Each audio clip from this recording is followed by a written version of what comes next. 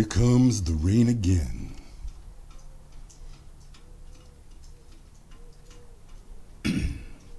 It's a flawed lyric for the purpose because it's actually been raining for 24 hours now. This is actually a slight break in the action.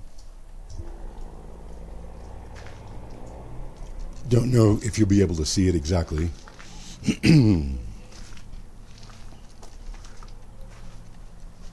But another couple of 100 feet up the hill,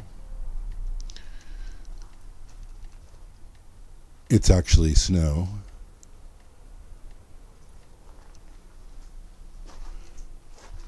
We are just far south enough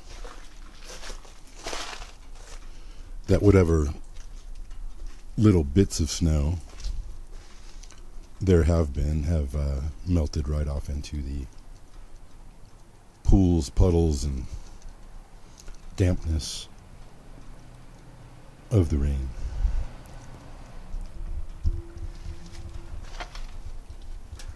So, this right here is a Ford F-150. It's got some problems.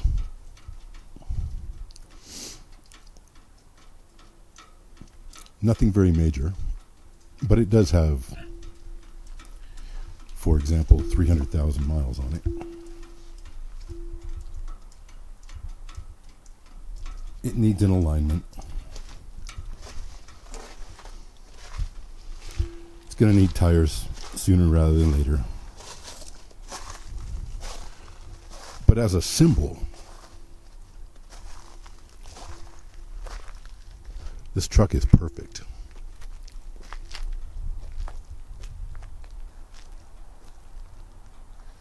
Up on top, that's a rooftop tent. And again, it's a flawed piece of kit. Maybe even a little more flawed than the truck. But again, as a symbol, it is perfect.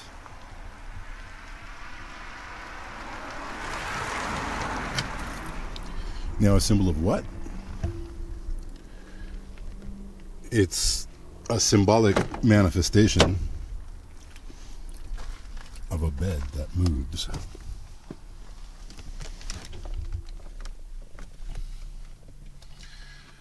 And who, Lord, is that ever perfect? I'm going to start to try and tell you why.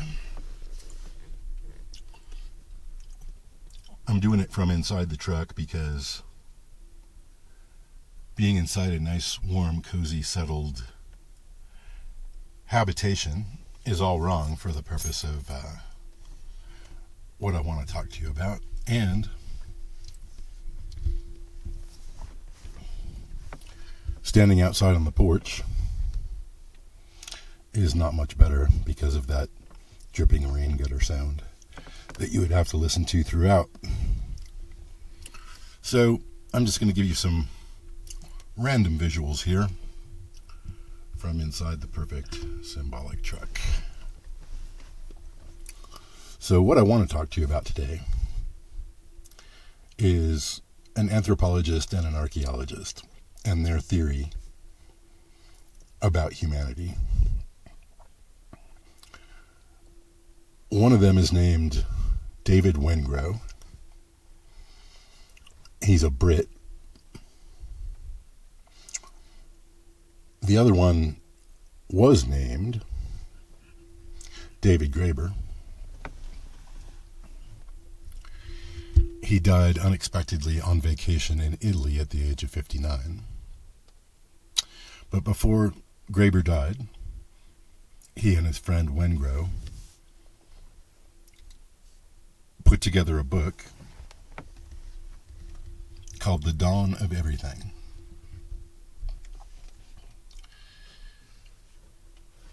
And without getting too deep in the weeds just yet, let me give you the basic premise of the book. Wengrow and Graeber from the grave argue this. They say, well, we've got this crazy notion that's been beaten into our heads that agriculture, when agriculture was invented and people started living as agriculturalists,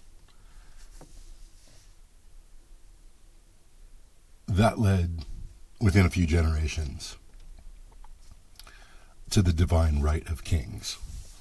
It led to a lot of good things. Let me put good in quotes there. Like modern medicine. Hard to argue with that, unless, of course, you live under a regime of ubiquitous for-profit insurance, as opposed to healthcare as a human right. But I digress. Civilization, birth of agriculture,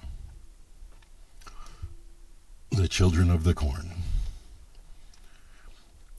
David and David take a look at that argument that basically says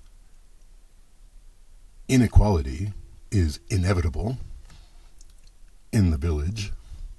War is inevitable when people pack themselves too tightly together in cities.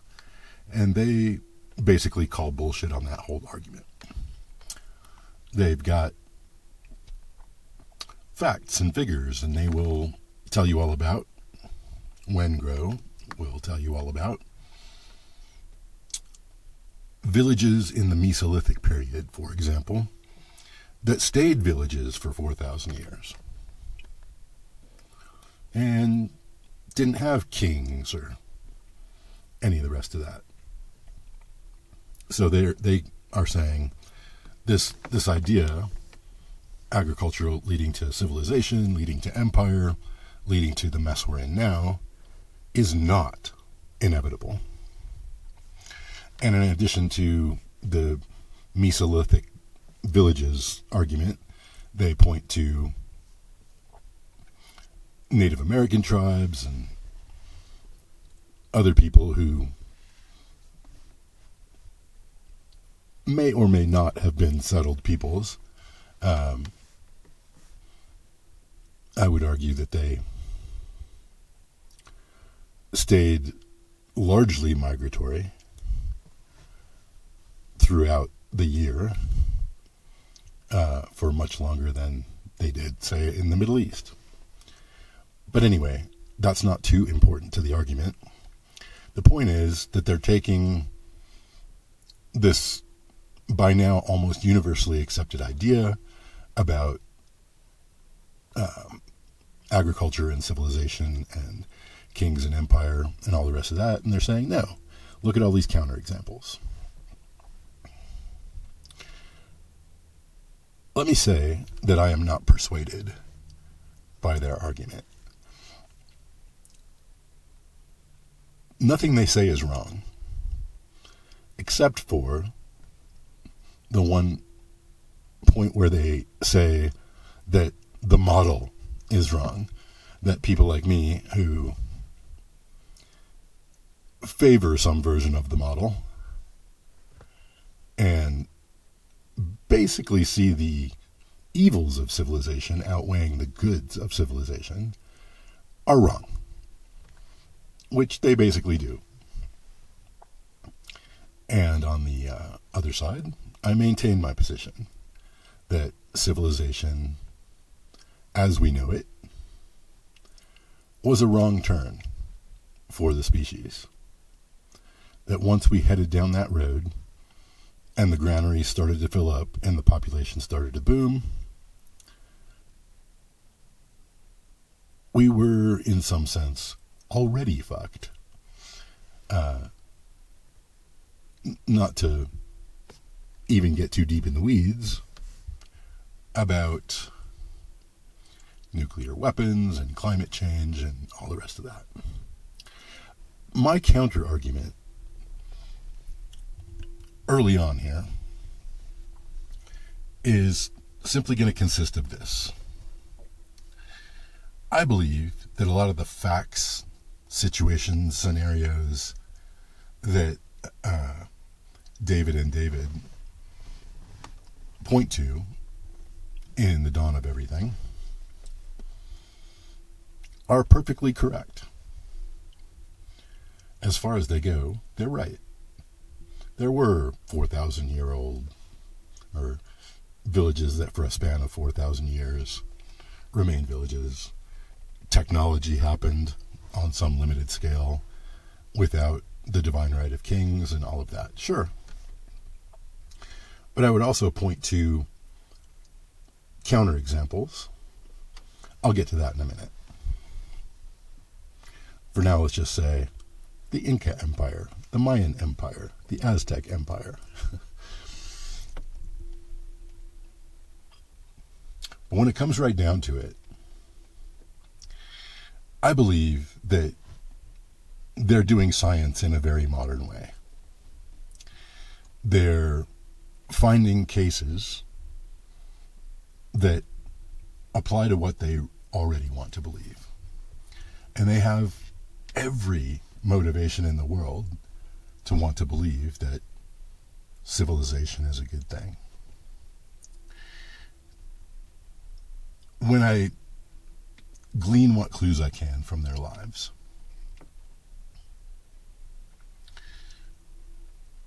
what I know about them is, for example, that when he died, David Graeber was vacationing in Italy. A thing that would be a completely alien concept to any of these people in a Mesolithic village or a Native American tribe that, these two men are basing their entire argument on. Here's what I think. I think that these two guys are comfortable academics who know their role in a very civilized world. And I would go so far as to say that they are the very definition of progressives. David Graeber first came to public attention in 2011 as one of the masterminds between Occupy Wall Street. Did I say between? Behind Occupy Wall Street.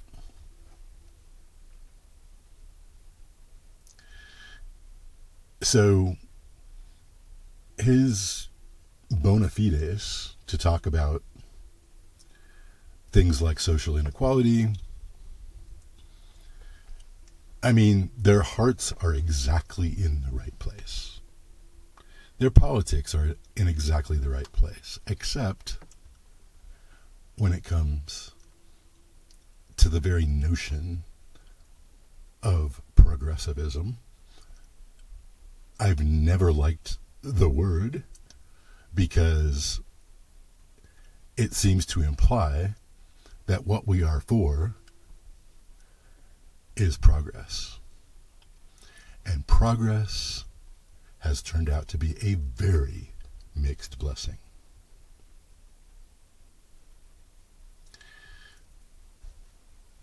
So, the two gentlemen, city dwellers, holding positions in positions of respect, getting paid well for those positions, they really, really don't want to believe that all the negativity that comes with civilization is inevitable. They really want to believe that progress toward equality, sustainability, is possible from within this mess. And I simply disagree.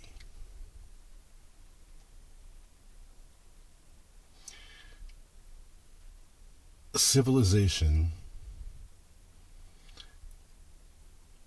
is inevitably a mixed bag, a deal with both God and the devil at the same time. I'm going to continue to maintain that settling down was a wrong turn for the species. And it's not even about agriculture. To me, that's a little bit of a straw man. There have been human beings practicing some version of agriculture for tens of thousands of years. The problem isn't so much experimenting with seeds and growing crops and all the rest of that. The problem is not so much agriculture as it is sedentarism. We stopped moving.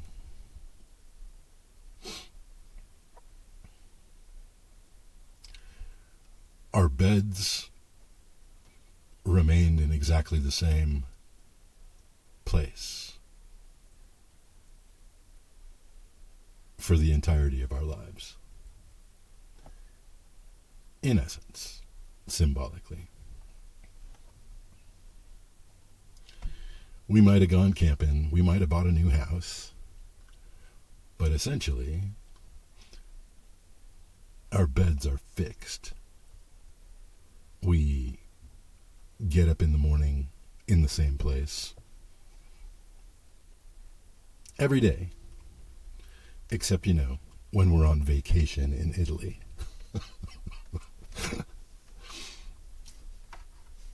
In which case we rent somebody else's bed for a little while. That's not really moving. That's not life in motion. That's a vacation.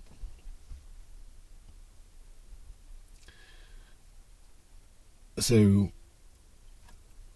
I don't know right now if it's going to be worth it to me to make this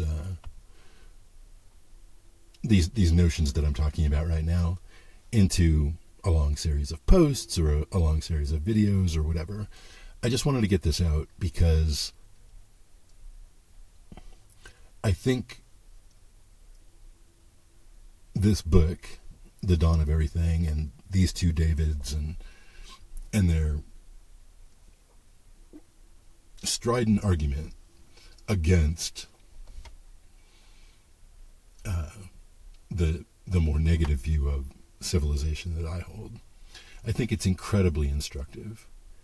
And I think you could take that in many, many different directions. I might be able to take that in many, many different directions. For example, when people, usually in the same class as David and David, wag their fingers and tell you to follow the science, my inclination is to go down deep and question what the nature of science really is. And sure, there are purely practical Isaac Newton apple falling on the head kinds of things that are very scientific. But all the scientists that told us what to do about this virus, all the scientists that told us we're putting our lives toward putting a man on the moon, and probably a trans person too at some point down the road, or I'm going to devote my life to building this bomb so that some yokel congressman from Missouri can decide to drop it on the Japanese. There's nothing essentially moral about science. There's nothing inevitably correct about science. Science is a tool, just like a spatula. And you can use it to help you cook an egg, or you can use it to beat a roach to death.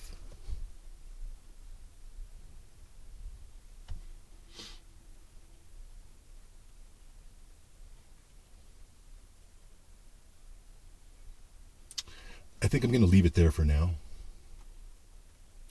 I'd love to hear your thoughts about both the kind of black pill view of civilization that I continue to maintain, and the attempt to rehabilitate the idea of civilization as presented by David and David. At some point, this is going to slowly begin to morph into an explanation of what of why I'm doing what I'm doing, with a bed that moves, with an old truck, and the like. But I am in no condition spiritually at the moment to be crafting lovely arguments about it. About the best I can do is to